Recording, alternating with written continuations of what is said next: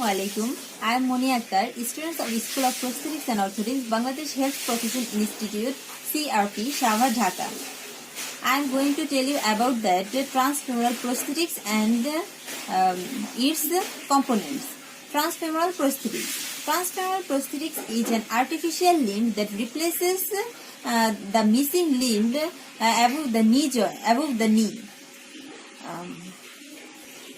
This kind of transfemoral prosthetics are giving those people who are transfemoral amputee. Now I want to tell you that transfemoral amputation.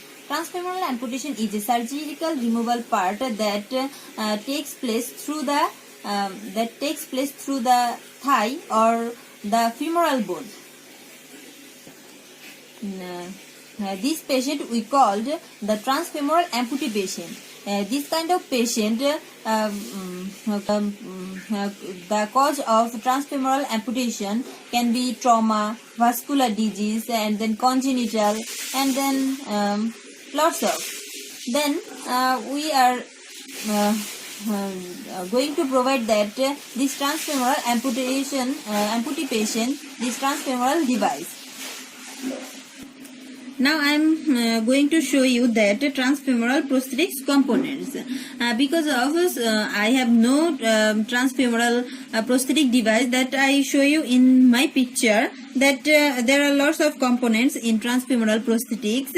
That is suspension, then socket, this is knee joint, and then shank, and then foot piece.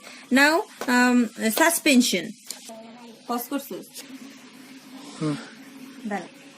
suspension. Suspension means hold the limb frequently and then securely the prosthesis, and then allow to move the prosthetics.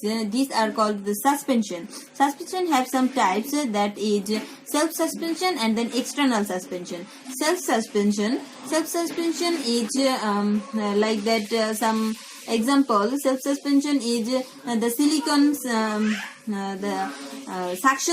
suction socket and the silicone slip suspension.